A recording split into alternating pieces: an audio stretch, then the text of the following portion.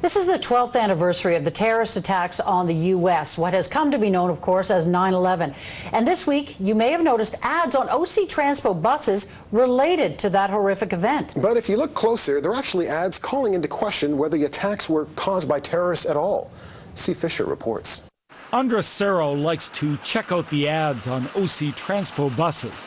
Last night, he saw one that shocked him. He snapped this picture and tweeted us to say, "Are you kidding me? Look at the ad that OC Transpo puts up." Well, it's disrespectful and distasteful, especially with September 11 today. The ads are on 300 OC Transpo buses. The city provided this statement. Advertising on OC Transpo buses is sold and managed by Pattison Outdoor Advertising through a 10-year contractual agreement. The contract requires that all ads must conform to the Canadian Code of Advertising Standards. We then contacted Patterson's manager. It's not questionable in taste. It's advocating a point of view that a number of people share, and they're entitled to express their opinion. And late this afternoon, the chair of the Transit Commission called us back. Diane Dean says she finds the ads insensitive. She says she's asked OC Transpo to review its policy for approving ads. The last time the advertising standards for OC Transpo were reviewed was in 2009 by the then Transit Committee and Council. This review was done prior to the creation of the present-day Transit Commission. Recently, there has been public debate about advocacy advertisement campaigns. A review of the advertising standards is warranted to ensure not only that the advertisements comply with the latest case law, but also to ensure the most efficient and transparent review processes and procedures are in place for any proposed advertising campaign. The General Manager of Transit Services, together with the City Clerk and Solicitor, will review the advertising standards for OC Transpo to ensure they comply with recent case law. They will determine if recommendations are necessary for any required amendments, particularly regarding the internal review process, the dispute resolution process, and other administrative processes contained in the advertising standards. And I just want to point out, this is not about limiting free speech. This is about reviewing our advertising standards, and I think it's timely to do that. So that's why I'm asking the Transit Commission to approve the recommendation that I've placed on the report. There are a couple of speakers on this issue, so I'm going to call them now, starting with David Long, the founder of the 9/11 Justice Canada ReThink911 campaign. And Mr. Long will be followed by Isabel Beenan, AE 9/11 Truth.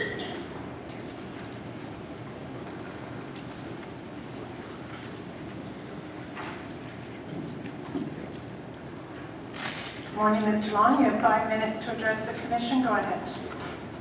Good morning. Honorable Transit Commission members, I'm a 9/11 survivor. I'm here today to speak on behalf of myself and Bob McIlvaine, who lost his son, Bobby McIlvaine, on 9/11. In 1999, I moved from Ottawa to the United States and was at Merrill Lynch in New York City by 2001. Bobby McIlvaine was also an employee of Merrill Lynch where I worked. On that morning, I left the subway at Fulton and was about to go between WTC 1 and 2. I stopped on Fulton, and if I hadn't, I would probably be dead. The first explosion blew out the backside of WTC 1 and scattered debris widely. I felt the heat from the second explosion. I could see molten metal coming out of the towers. This looked very peculiar, and these fires burned for weeks after. The smell was like burnt plastic and dead bodies. I didn't understand what that was until AE 9/11 Truth explained it. These were not natural burning fires, but highly engineered incendiaries containing their own source of oxygen. From that point, I had doubts about the official story. There were huge explosions and many of them. The first one felt like an earthquake. As the towers collapsed, there were sounds of many massive explosions. Ms. Deans and respected committee members, the ad policies are fine as they stand. The Charter of Rights and Freedoms gives me the right to speak freely about what I saw and heard on 9/11, just as it gives the architects and engineers for 9/11 Truth and the ReThink911 campaign the right to share information about what happened on 9/11. Therefore, in the spirit of this brave and important campaign, I stand with architects and engineers for 9/11 Truth with Bob McIlvaine, father of Bobby McIlvaine, one of my co-workers killed during the attacks, my fellow New Yorkers, and our many supporters here in Ottawa, we ask you to rethink 9/11. This statement is from Bob McIlvaine, who could not be here today. My son Bobby, age 26, a Princeton graduate and employee of Merrill Lynch, died in New York City on September 11, 2001. Like most of the world, I believed that Osama bin Laden and a group called Al-Qaeda perpetrated these horrible acts. But as time went on, I began to think differently. I attended the great majority of the commission hearings. I felt that the commissioners were condescending and obsequious. They never asked the hard questions that the family members requested. Finally, after the hearings ended, the commissioners admitted that the hearings were compromised. They even admitted they knew that Pentagon officials had lied. Commissioner Richard Van Veneste said the hearings were an exposition and not an investigation. Max Cleland, another commissioner, quit the 9/11 Commission, stating that it was nothing but a sham. Hundreds of family members agree with this assessment. We have never had an investigation, and at this time we had one. The Rethink 9/11 campaign is merely asking the world to take another look at the facts of that day. To state that these ads do an injustice to the 9/11 families is horribly wrong and misguided. We families need to find the truth. Thank you. Robert McIlvaine, father of Bobby. Okay, thank you, Mr. Long, for your presentation. Are there any questions? Seeing none, we'll move to Isabel Beenan, AE 9/11 Truth.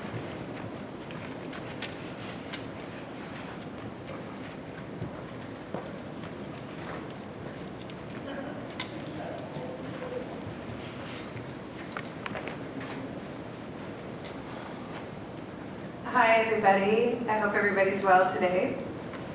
I'm going to be reading a statement from the organization Architects and Engineers for 9/11 Truth, which are the sponsor of the Rethink 9/11 ads. Rethink 9/11 is a global public awareness campaign launched on September 1st, 2013 to educate the public and galvanize support for a new investigation into the events of 9/11. In September, the Rethink 9/11 campaign ran ads on 300 buses in Ottawa, asking riders a simple question: did you know a third tower fell on 9/11?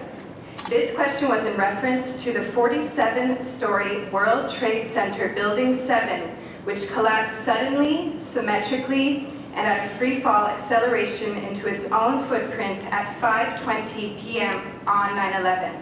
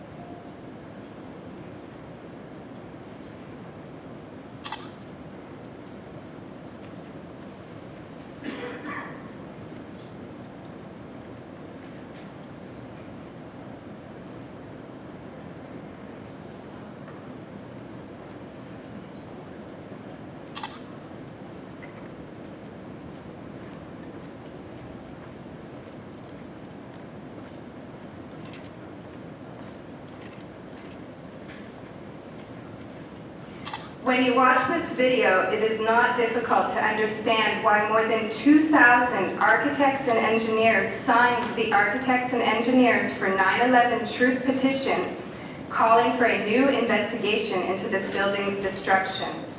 It is also not difficult to understand why 51% of Canadians who watched this same 30-second video said that they suspect the building's collapse was caused by controlled demolition, and only 18% suspected it was caused by fires, which is what the U.S. government narrative tells us.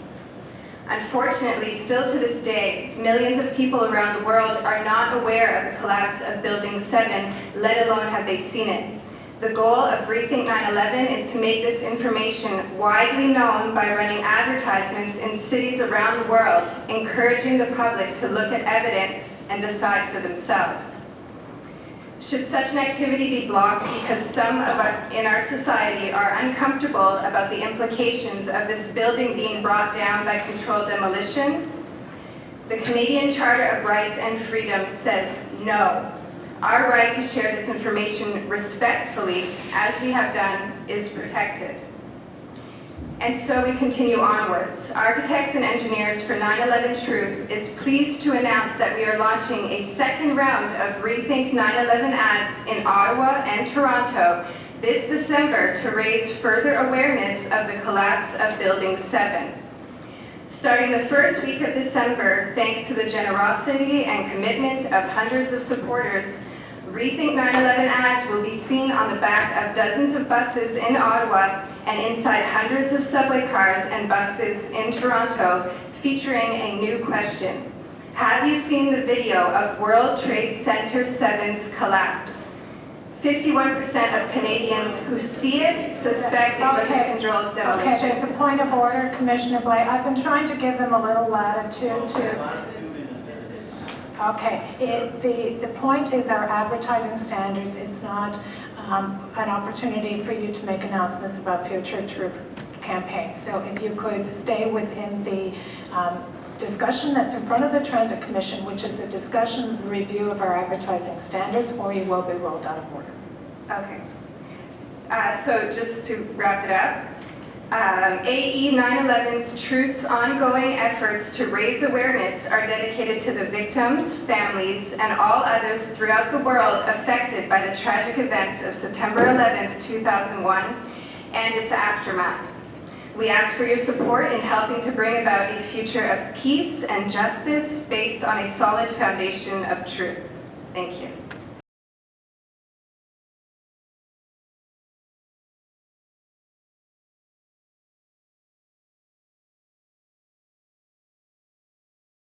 To paraphrase John Stuart Mill, we must allow for the expression of bad ideas, whether statements of opinion or fact, because they may contain some grain of truth that corrects the conventional wisdom or provides a challenge to accepted beliefs.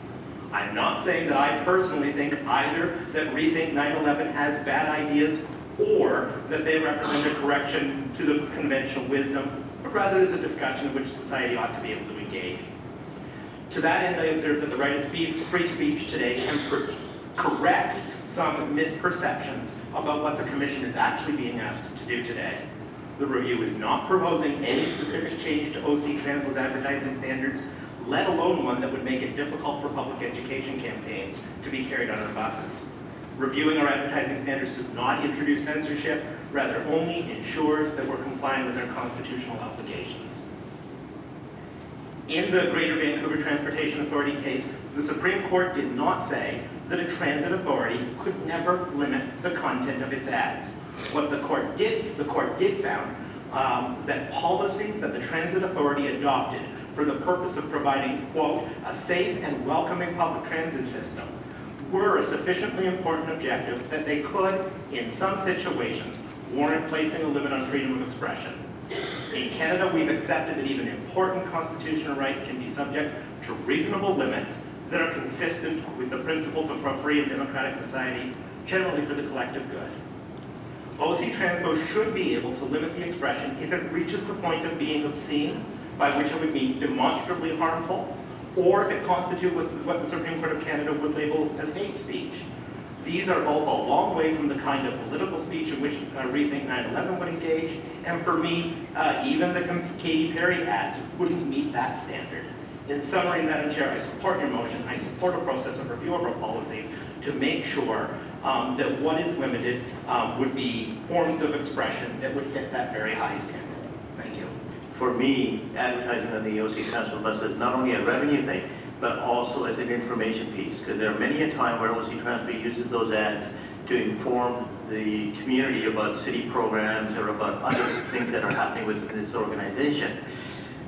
For that reason, I think the advertising, works on the OC Transpo buses. If groups like the 9/11 want to put some kind of message out there, that should be through a policy a well-designed policy. I mean, this is the second time in my term in this council that we're dealing with this issue. I think, going forward for this review is a common sense thing to do, as Councilor Blais mentioned, and it should be done, and it should be done complete from top to bottom, and not just look at one section because somebody brings up a political issue.